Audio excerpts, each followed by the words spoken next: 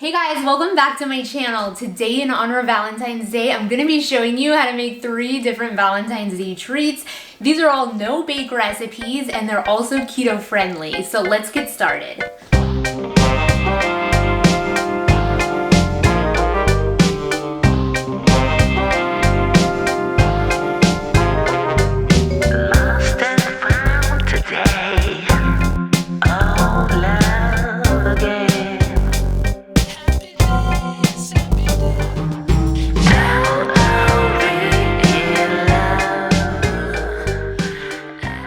First recipe, I'm pouring some almond butter into a bowl. This is 1 cup and you can use any kind of nut butter that you like.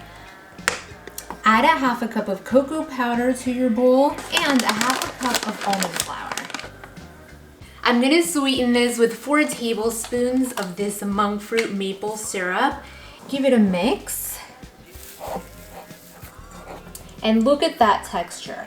Do these not look so fudgy? You're gonna put it into a little cake pan. I just lined the bottom with some parchment paper. And you're gonna press these into the pan. And this is just gonna be refrigerated for about 1 hour to really firm up. And then to serve this, I have some raspberries here, just because look how beautiful it looks.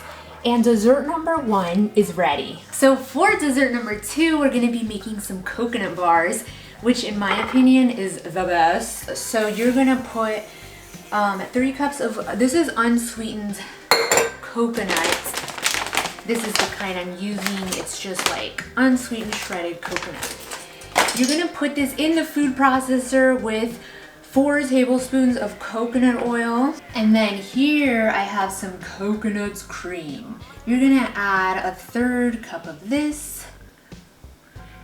And you're gonna sweeten this with some of that maple syrup. This is a half a cup. You can use any sweetener you like.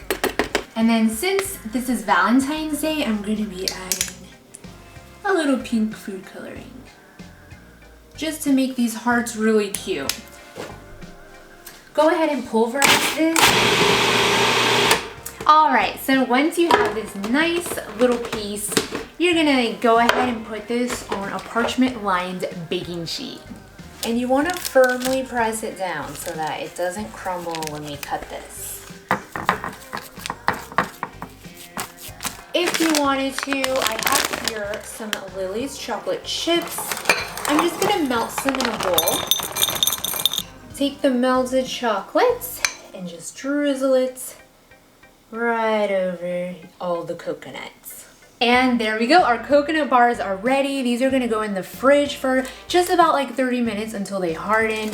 And if you wanted to, you can go ahead and cut these out into, like you would take this out once it's hardened and then undo this and go ahead and cut like your heart-shaped cookies out.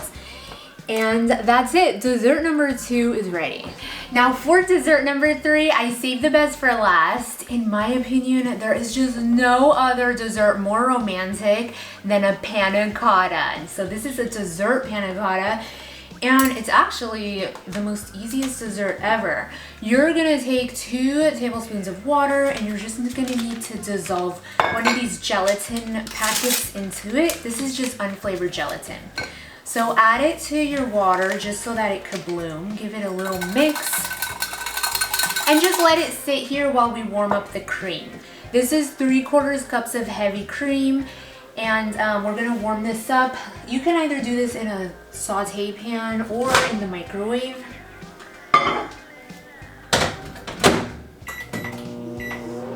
I'm gonna put it for about 1.5 minutes just until it boils. Pour the hot cream into the gelatin and give it a firm whisk just so that it all dissolves. Just go ahead and pour the rest of it in there. And this is what I'm using today to sweeten this. This is erythritol with monk fruit sweetener. I found this at Whole Foods.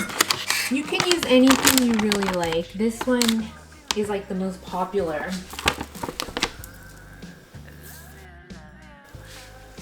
And then you're gonna need a little vanilla extract. Go ahead and mix this all up until it's fully incorporated. pour it into your little dishes that you want to use. Okay, so these are gonna go into the fridge to firm up. It'll take about 35 to 40 minutes until they're fully firm because these are a little bit thin. But if you're gonna use molds and then flip them upside down after to present them, just be sure to spray them with a little nonstick spray. And that's gonna take around an hour to 2 hours if it's a pretty thick mold. You're gonna wanna serve your panna cotta with some fresh berries just because it goes together so well. So in this small saucepan, I just have a few sliced berries.